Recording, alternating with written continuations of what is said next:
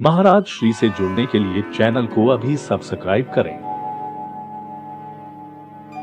जय श्री कृष्ण। परमपिता परमात्मा की कृपा से आप सभी लोग अच्छे होंगे, मंगलमय होंगे।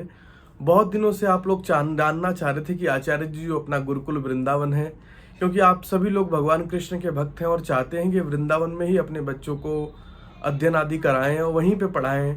तो आप लोगों का पूछना था कि आचार्य जी वृंदावन में एडमिशन कब प्रारंभ होगा इस बार नए सत्र से और क्या सारी जानकारी है। मैं देख रहा हूँ अभी से बहुत सारे लोगों के मैसेज आ रहे हैं, सभी लोग जानना चाहते हैं कि वृंदावन में एडमिशन कैसे हो बच्चों का।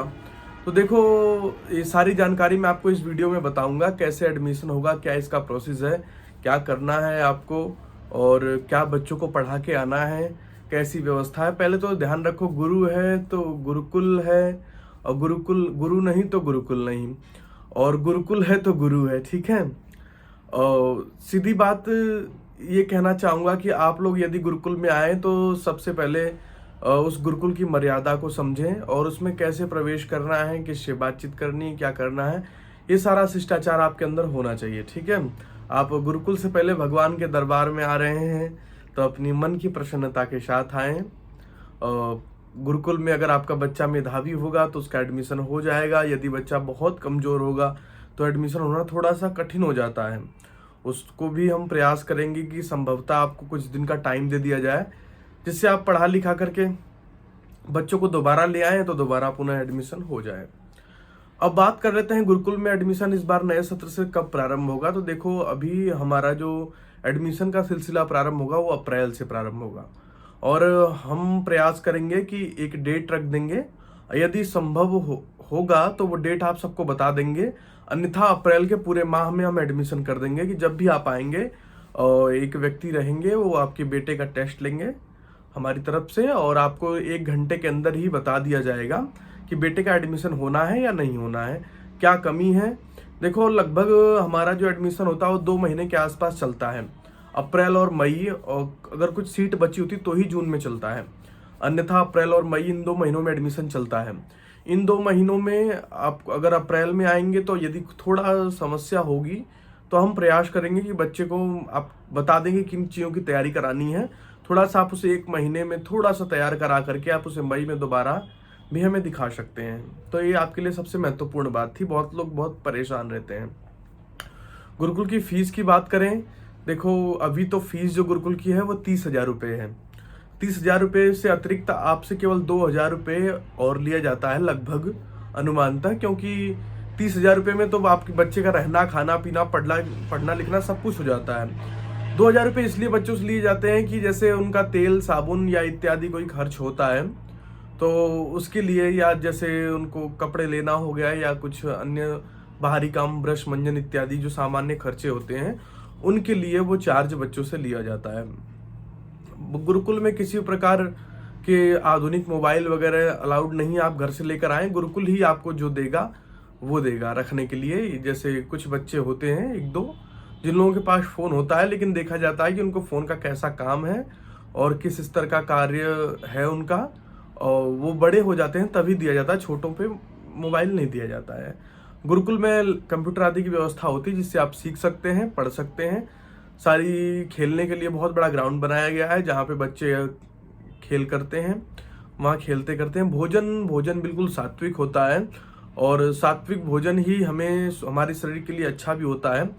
भोजन की सात्विकता बहुत जरूरी है, जिसका ध्यान पूरी तरीके से गुरुकुल में रखा गया है।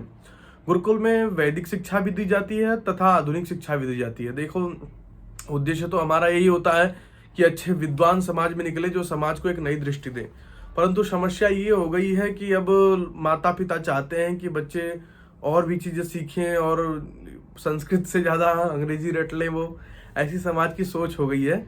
उस समाज को देखते हुए हमने हर प्रकार की व्यवस्था की है कि बच्चों को जो बाहरी विषय हैं, इंग्लिश, मैथ, विज्ञान इत्यादि, वो उनका भी अध्ययन कराया जाएगा और जो हमारे संस्कृत के विषय हैं उनका भी अध्ययन कराया जाएगा। अर्थात तो प्रयास किया गया है कि बच्चों को सर्वांगीण विकास जैसे होता है उस तरीके से हम बच्चों को आगे बढ़ाएं। हम चाहते हैं कि बच्चे विद्वान बन के निकले, लेकिन माता पिता हमेशा यही चाहते हैं कि हमारे बच्चे नौकर बने। नहीं, सोच ये नहीं होनी चाहिए कि बच्चे नौकर बने, सोच ये होनी चाहिए कि बच्चे विद्वान बने। विद्वान बनने के लिए जो प्रयास किया जा सकता है वो यथासंभव प्रयास करना चाहिए। देखो पेट तो कोई भी पाल लेता है, पेट, कुत्ता, बिल्ली, गधा, घोड़े सब पाल लेते हैं, लेकिन एक ऐसा बच्चा बने जो खुद के जीवन में भी श्रेष्ठ हो और हजारों लोगों को मार्गदर्शन देने का भी काम करे। जब ऐसा बच्चा आपका बनेगा तो आपके अंदर जो खुशी होगी होगी ही, वो भी जीवन भर धन्यवाद करता रहेगा कि क्या भक्ति में जीवन में मेरे माता पिता ने मुझे भेजा। ऐसा नहीं कि भक्ति करने वाले लोग कुछ नहीं जानते, भक्ति करने वाले लोग भी सब कुछ जानते हैं, पर ऐसा है उनका क्षेत्र अलग होता है, इसलिए वो उन चीज़ों का प्रयोग नहीं करते हैं। ऐसा नहीं कि आपका बच्चा संस्कृत सीख जाएगा तो और चीज़ें नहीं सीख पाएगा। मैं आपको लिख करके देता हूँ कि अगर आपका बच्चा संस्कृत सीख गया तो और विषय सीखने में उसे 2 से 3 महीने लगेंगे, इससे ज़्यादा का समय नहीं लगेगा, क्योंकि बुद्धि इतनी तीव्र हो जाती है। अष्टाध्यायी वगैरह के जो सूत्र होते हैं उनको याद करके बुद्धि की रगड़ इतनी तेज हो जाती है, उसकी धार इतनी तेज हो जाती है कि जब भी वो कोई शब्द सुनता है तुरंत वो कैच करता है, तुरंत उस चीज़ को समझता है, आचरण में लाता है। तो इसलिए उस चीज़ की चिंता न करते हुए आप केवल बच्चों को कितना अच्छा बना सकते हैं, कितना अच्छा संवार सकते हैं, इस पे ध्यान देने का प्रयास करें। गुरुकुल में एडमिशन आपको बता दिया, अप्रैल इत्यादि समय पे स्टार्ट होगा। उसके बाद फीस भी मैंने आपको बता दी है, हो सकता है 1000-2000 नीचे ऊपर होगी, वो आपको तुरंत सूचित कर दी जाएगी, कुछ दिन पहले ही एडमिशन से सूचित कर दी जाएगी।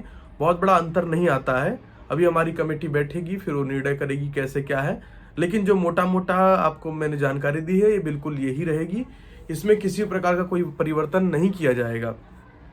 2 प्रकार की छुट्टियां होती हैं गुरुकुल में, जो कि आप जानते हैं, दिवाली और रक्षाबंधन की। इन दोनों पे बच्चों को 8-8 दिन के लिए घर भेजा जाता है, या किसी विशेष परिस्थिति में बच्चों को अवकाश दे दिया जाता है। ठीक है, ऐसा नहीं कि बच्चे पढ़ करके, लोगों की बहुत सारे ये इच्छा होती है, ऐसा तो नहीं कि लड़का पढ़ लिख गया तो बाबा ही बन जाएगा, नहीं ऐसा नहीं है, बाबा नहीं बनेगा, वो उसके रुचि के अनुसार है कि वो करना क्या चाहता है जीवन में। ठीक है, हर प्रकार की शिक्षा दी जाती है, बहुत सारे बच्चे पढ़ करके नौकरी आदि भी करते हैं, कुछ लोग धर्म का काम करते हैं, कुछ लोग गुरुकुल चलाते हैं, कुछ लोग समाज की सेवा करते हैं।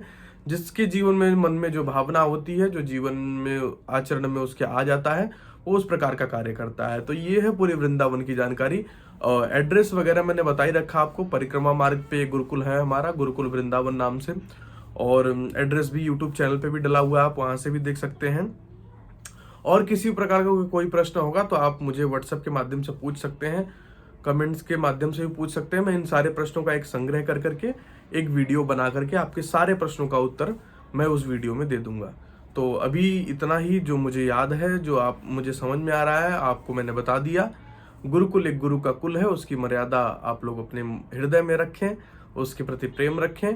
आप लोग खूब आएँ, बच्चों को अच्छी शिक्षा से जोड़ें, अच्छे से उनका भविष्य और अपना एक माता पिता का फर्ज पूरी तरीके से अदा करें। इतना ही कह के मैं अपनी वाणी को विराम देता हूँ। जो भी प्रश्न होंगे आप मुझसे कमेंट्स या व्हाट्सएप के माध्यम से पूछ लीजिएगा। जय श्री कृष्ण।